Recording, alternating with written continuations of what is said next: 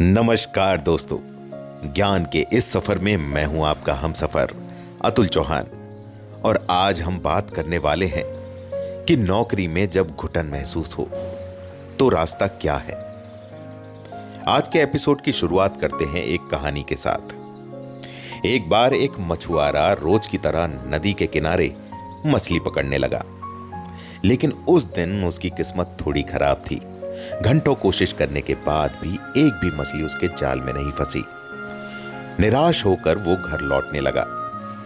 तभी उसे एक बूढ़ा मछुआरा मिला। बूढ़े मछुआरे ने उसकी निराशा को देखकर कहा, बेटा, कभी कभी नदी का बहाव बदल जाता है। उस समय मछली पकड़ने के लिए हमें अपनी जगह बदलनी पड़ती है। ये बात सुनकर उस मछुआरे को अपनी गलती का एहसास हुआ और उसने अगले दिन मछली पकड़ने के लिए दूसरी जगह चुनी। इस बार उसकी मेहनत रंग लाई और उसके जाल में ढेर सारी मछलियां फंस गई। दोस्तों, कई बार हमारी जिंदगी भी इस मछुआरे की तरह हो जाती है। जब काम में मन नहीं लगता, जब हर दिन एक बोझ लगने लगता है, तो समझ लीजिए कि यह वक्त है जिंदगी में कुछ बदलाव लाने का। चलिए आज हम बात करेंगे कि जब नौकरी में घुटन महसूस हो तो क्या किया जाए। लेकिन अगर अभी तक आपने मेरे चैनल को सब्सक्राइब नहीं किया तो प्लीज सब्सक्राइब कर नोटिफिकेशन बेल दबा दें, ताकि आपको इस तरह का सेल्फ इंप्रूवमेंट कंटेंट मिलता रहे। दोस्तों, आइए शुरुआत करते हैं पहले स्टेप के साथ। आप खुद से पूछें कि क्या है असली वजह। What is the root cause of your problems? सबसे पहले यह समझना जरूरी है कि आपको आपके काम में क्यों घुटन महसूस हो रही है। क्या काम का बोझ ज्यादा है? क्या आपके बॉस का व्यवहार अच्छा नहीं है? या फिर आप अपने काम से संतुष्ट नहीं हैं? दोस्तों, एक बार समस्या की जड़ समझ में आ जाए तो उसका हल ढूंढना बेहद आसान हो जाएगा।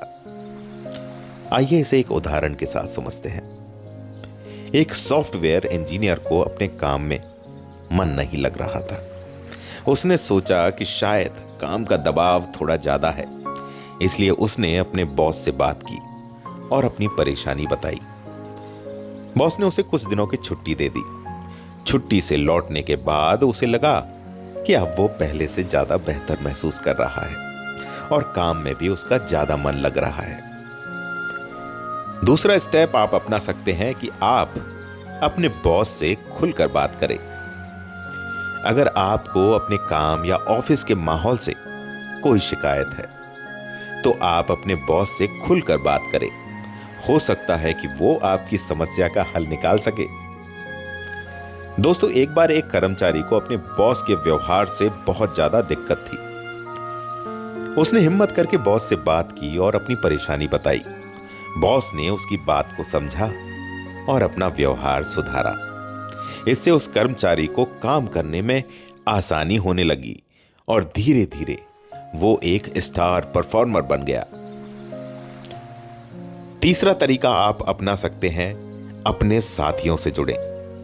जी हां दोस्तों, ऑफिस में अपने साथियों से अच्छे संबंध बनाएं। उनके साथ बातचीत करें, लंच करें और कभी कभी बाहर घूमने भी जाएं। इससे आपका काम का माहौल खुशनुमा बनेगा और आपको काम करने में अच्छा लगेगा। दोस्तों, एक कंपनी में काम करने वाले दो कर्मचारियों के बीच एक अनबन इसी तरह सॉल्व हुई। दोस्तों, बातचीत करने से बड़ी बड़ी समस्याएं, यहां तक कि बड़े बड़े युद्ध भी टाले जा सकते हैं। इसलिए अपने साथियों से बात करें और अपनी समस्याओं का हल निकालें। चौथा उपाय है नई चीजें सीखें। अपने काम से जुड़ी नई चीजें सीखते रहें। इससे आपका काम में इंटरेस्ट तो बढ़ेगा ही, साथ ही साथ आप बोर भी नहीं होंगे। आप कोई नया कोर्स ज्वाइन कर सकते हैं, कोई नई किताब पढ़ सकते हैं या फिर इंटरनेट से कुछ नया सीख सकते हैं। दोस्तों, एक मार्केटिंग मैनेजर को अपने काम में मन नहीं लग रहा था, इसलिए उसने डिजिटल मार्केटिंग का एक नया कोर्स ज्वाइन किया और कुछ नई टेक्निक्स भी सीखी। इससे उसका काम में इंटरेस्ट तो बढ़ा ही, साथ के साथ वो अपनी कंपनी के लिए बेहतर रिजल्ट्स भी लाने लगा। अगला उपाय है ब्रेक लें और अपने आप को रिचार्ज करें। लगातार काम करने से आपकी ऊर्जा खत्म हो सकती है, इसलिए बीच बीच में ब्रेक लें। थोड़ी देर टहलने जाएं, कोई किताब पढ़ें या फिर अपने दोस्तों से या अपने माता पिता से बात करें। इससे आपका दिमाग फ्रेश होगा और आपको फिर से काम करने की ऊर्जा मिलेगी। दोस्तों, एक लेखक को अपनी किताब को पूरा करने में बेहद दिक्कत आ रही थी। वो दिन रात काम कर रहा था, लेकिन फिर भी कुछ नहीं लिख पा रहा था। एक दिन उसने अपने काम से ब्रेक लिया और अपने परिवार के साथ पिकनिक पर गया। इससे उसका दिमाग फ्रेश हुआ और वो अपनी किताब को पूरा करने में कामयाब रहा। दोस्तों, अगला उपाय है अपनी सेहत का ख्याल रखें। अच्छी सेहत आपके मनोबल को ऊंचा रखती है और आपको मुश्किलों से लड़ने की ताकत देती है। इसलिए अपनी सेहत का ख्याल रखें, पौष्टिक खाना खाएं और नियमित व्यायाम करें। दोस्तों, एक व्यक्ति को अपनी नौकरी में बहुत तनाव था। उसने रोजाना योग और मेडिटेशन करना शुरू किया। इससे उसका तनाव तो कम हुआ ही, साथ के साथ वो अपनी नौकरी में बेहतर प्रदर्शन भी करने लगा। सातवां और आखिरी स्टेप है नौकरी बदलने पर विचार करें। दोस्तों, अगर पहले बताए हुए सारे तरीके आपने अपना लिए हैं और फिर भी आपको नौकरी में खुशी नहीं मिल रही, तो शायद वक्त आ गया है कि आप नौकरी को बदलने पर विचार करें। दोस्तों, याद रखें, नौकरी में घुटन महसूस होना एक आम बात है। इससे घबराएं नहीं, बल्कि इसका डटकर सामना करें। मेरे बताए हुए तरीकों को अपना कर देखें, आपको जरूर फायदा होगा। अगर कुछ भी काम नहीं कर रहा तो नौकरी बदलने पर विचार करें, लेकिन वो आपका आखिरी रिसॉर्ट होना चाहिए।